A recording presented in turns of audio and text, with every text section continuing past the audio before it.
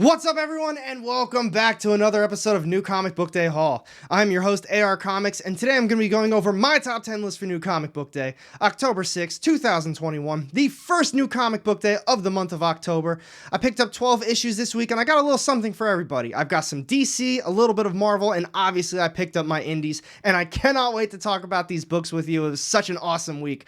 But before I get started off on these books, as always, if you're new to the channel, I drop weekly comic book content every Sunday and Thursday, and I'm also going to be live streaming every Thursday as well for my episode of Comic Convos, and I can't wait to get into that as well. But make sure you hit that subscribe button down low and the little bell to get notified every time I drop new content, because you won't regret it. And now, without further ado, let's get on to this top 10 list and last week's giveaway winner. So I hope you all are having a fantastic day so far today. The winner of last week's giveaway, this Thor issue number 5, the first appearance of Black Winter, is Kevin Zumwalt. Congratulations, Kevin, and thank you everyone for entering. Make sure you comment down below on my pinned comment. We can talk about how I'm going to be getting this book out to you. And make sure you stick around to the very end of the video to see what my next book I'm going to be giving away is. And as far as this week goes, as I was saying before, I picked up a total of 12 different issues, and honestly, I really liked all of the books. But as always, 2 of them did not make the top 10 list. I'm not going to be going in depth with them like I will be with some of these other books, and make sure you just are aware that some of these books I get in depth with, there will be spoilers. I usually do my best to give you a little bit of a heads up, but just be aware of that. So this first book that didn't make the list this week, we've got Aftershocks, Almost American, issue number 2.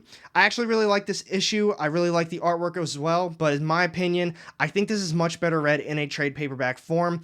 With this issue and kind of the last one, it's just giving a lot of backstory and just kind of how these two people grew up. And to me, I just think it's better read all at once because it's not really a difficult read. It's not really too long either. You can pretty much finish it in just a couple minutes. But with that being said, it's just better read all at once in my opinion. The only other one that did not make the top 10 list this week is Marvel's The Amazing Spider-Man, issue number 75. This is cover A.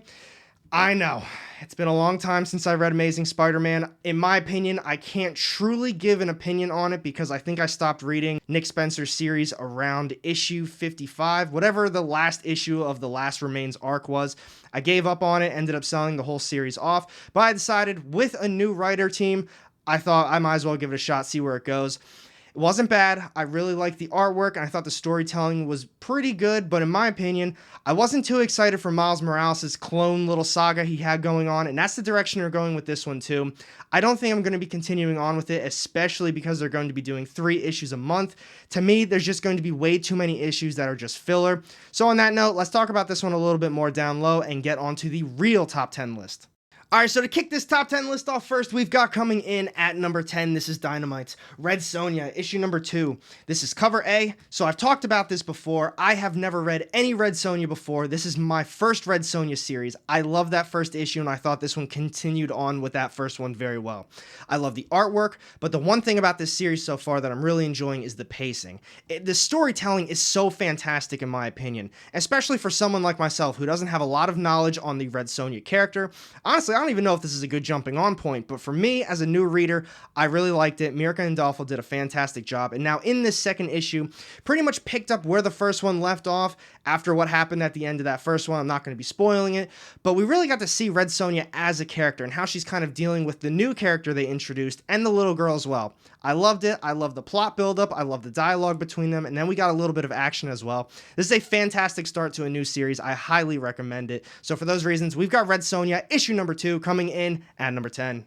And next up this week, we've got coming in at number 9, this is Image's Firepower, issue number 16. This is cover A, and this issue was so unexpected. I thought we were going to be getting a little bit more plot buildup and just basically how the last issue left us. Everyone's going off in different directions. They want to know who this new group is. They want to find out more info about the Serpents. But this one, straight action. It was awesome, and I really like that they're still kind of building up the plot as well. They're really progressing it along while still giving us a nice chunk of action. So we've got all the characters pretty much separated right now. We've got the kids back at home. Owen and his wife are on their way to meet up with Wei Ling, or Wei Lung, however you say his name, and just from there, all hell broke loose, and we kind of got a good idea of who this now serpent cult or serpent group is, and then we got introduced to a new character at the very end.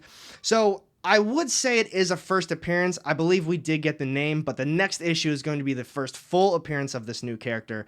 This series has definitely taken off. I don't know what it is about this new arc, the writing style. It's just, it feels so different and very fresh from the first main volume story. I love it. Definitely check it out. So for those reasons, we've got Firepower issue number 16 coming in at number 9.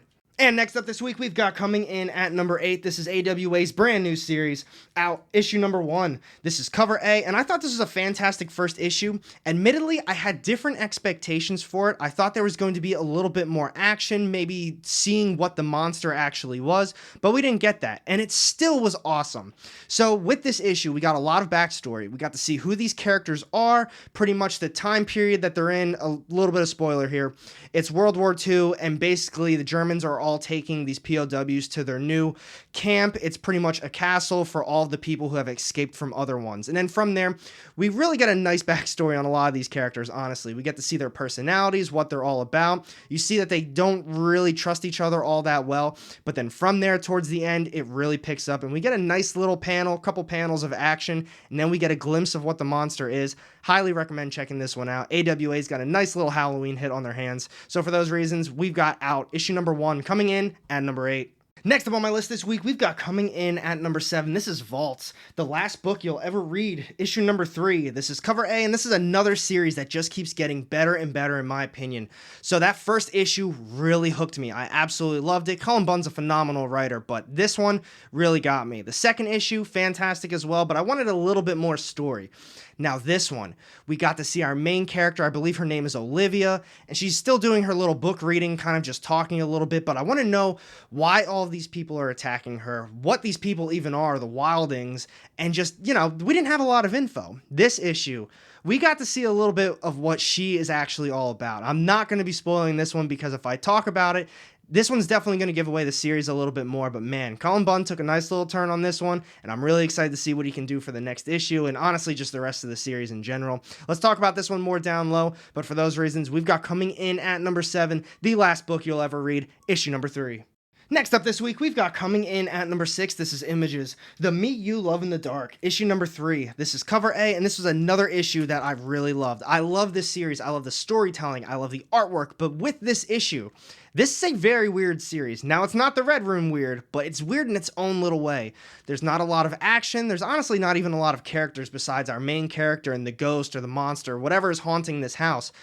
But this issue, alright, so this is going to be a little bit of a spoiler, so skip ahead if you don't want to hear it. With this one, it really dives into the relationship with the two of them. I don't know, the main character is now kind of falling in love with this monster, and you eventually do see the monster, so that was really cool. I'm really looking forward to the next one, but I don't know how you think of a story like this. It's very weird, but I don't know what it is about it. It's got me hooked. I can't wait for the next one. So for those reasons, we've got The Me You Love in the Dark, issue number 3 coming in at number 6. And here we go, we're down to the top 5 issues of the week. We've got coming in at number 5 this week, this is Marvel's Dark Ages, issue number 2. This is cover A, and this is another series that really surprised me. I love the second issue. I was a big fan of the first one as well. I think the first issue was a very last second pickup, and I ended up giving it number 2 or 3 for the week. It was great. I love the artwork. The pacing of it was fantastic. The new first appearance in it, while they didn't really hit on it too much, I thought that was a really cool concept, but I really liked this issue because it was a little different. They didn't focus on that same plot line of we need to save the earth. It kind of pushed us forward in time after the apocalypse, and basically now everyone is living their lives. Everyone's got their own place. They're trying to save the world. They're trying to protect all these different people, but there's also monsters and bad people still out there, so the superheroes still have their purpose. But now with this issue, they progressed it a little bit more, and those bad guys I was talking about, they're becoming way more relevant, and I don't want to get into it too much, but a lot of cool stuff happens. If you're an X-Men fan, you're probably going to like this issue as well. You need to check it out. It's only 2 issues deep, so for those reasons, we've got Dark Ages, issue number 2, coming in at number 5. And next up this week, we've got coming in at number 4, this is Images, brand new ongoing, we've got A Righteous Thirst for Vengeance, issue number 1, this is cover A, and I loved this first issue. I thought it was so well done. Now, I might be a little biased with this one, but I love books that kind of rely on the artwork to tell the story as well. It's not just all about the dialogue, and I mean, dialogue's obviously important, but with this issue, there was very little dialogue, and I thought the artwork told a perfect story. We were kind of just following around this main character. It's him on the front cover, and just his day-to-day. We get to see who he kind of is and the type of person he is, but we don't learn his name, we don't learn what his occupation is, but we're following him around, and he has a little interaction with a couple characters, and one of the characters is very important. I'm not going to be spoiling it too much, but I think that's really where the series is going to be going, at least for the first arc. I want to know what he has to do with our main character, and honestly, what our main character was even doing in the house at night. I can't wait for it. It was fantastic. Like I said, I might be a little biased because I really like stories like this, especially because it's going to be a brand new crime ongoing series. It's right up my alley. So for those reasons, I highly recommend it. Definitely check it out if you had a light week. But we've got A Righteous Thirst for Vengeance, issue number 1, coming in at number 4. Next up this week, we've got coming in at number 3. This is DC's brand new miniseries. We've got Plumber, issue number 1. This is cover A. It's getting us in the mood for Halloween, and this was such a fun first issue. I loved it. Definitely check it out if you had a light week. This is definitely going to be a little bit of a spoiler, though. So we've got our main character. He works at a gas station. He pretty much is very religious. He says he's a shepherd of God and Christ.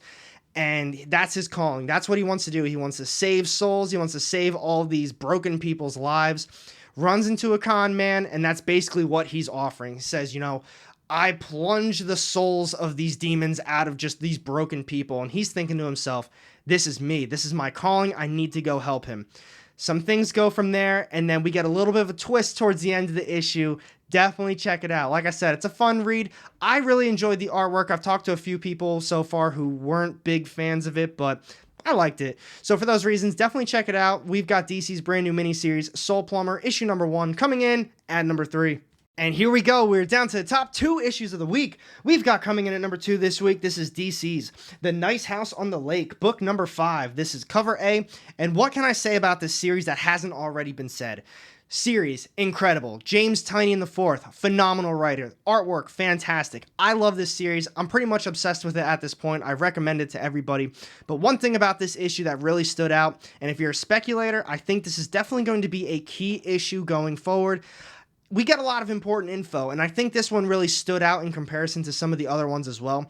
Obviously, we had the beginning. That was a massive setup, but then we got a few other issues that really focused on a couple characters, what their importance is to the house, and then basically from there, that led us to this issue. Same setup. It's still following one of the main characters, why that character is here, but we get a nice plot twist towards the middle, a little bit more towards the end. They might not be alone on this little house island, wherever they are right now. There might be more people out there. This was a fantastic issue. I loved it. I cannot wait to see where James Tynion goes with this story. It's definitely one of my favorite ones of the year so far. So for those reasons, we've got The Nice House on the Lake, issue number 5, coming in at number 2.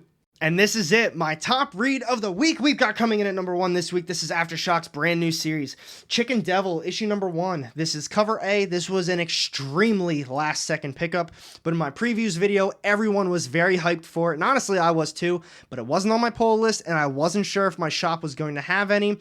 But they had one, and I got one, and I'm so happy I did. This is a fantastic issue. The artwork, I'm not sure it's going to be for everybody, but I did enjoy it. I thought it worked very well with the pacing and the style of the story that was being told, especially the dialogue bubbles as well.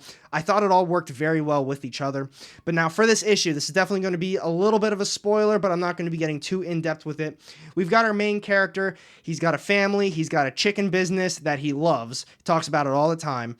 But then something happens to the business, and someone that he's working with might not be doing everything he's supposed to. Some bad guys get brought into it, and now basically these bad guys are after him and this main character with his family. A lot of stuff happens from there. I'm so excited to see where they go with this story. I think it's about to get crazy, because honestly, just for a first issue, I thought it was crazy, and I know that they can do a lot more with this one. Definitely check this one out. It was incredible. Hands down, top read of the week. I really did think The Nice House on the Lake, issue number 5, was going to get it, though, and honestly, there's a few other really good issues, too. But number 1 choice this week, Chicken Devil, issue number 1, coming in at number 1. And now it's time for this week's giveaway. Congratulations again to Kevin Zolmolt for winning Thor, issue number 5, the first appearance of the Black Winter. Make sure you comment down below on my pinned comment, and I can get that book out to you. As far as this giveaway goes, we've got Scouts, Mullet Cop, issue number 1. This is cover A. This was a great read. I've talked to a lot of people about this one. I've talked to a lot of people that highly recommend it, but I've also talked to a lot of people that didn't have an opportunity to get it. So now's your time. All you have to do is comment down below below what your favorite issue of the week was, and of course be subbed up to the channel. And if we can get the subscribers up to 6,500 by the time I release next week's video, I'm going to be including a nice little key book in here as well, but that's going to be a surprise. And thank you for watching this video. If you did enjoy it, make sure you hit that thumbs up button, and if you don't want to miss out on any of my upcoming content, go ahead and hit that subscribe button down low and the little bell to get notified every time I drop new content. You won't regret it. And I've got 2 more videos sitting off to the side here with more of my comic book content. Click on one of those and I'll see you in the next one. Have a great day.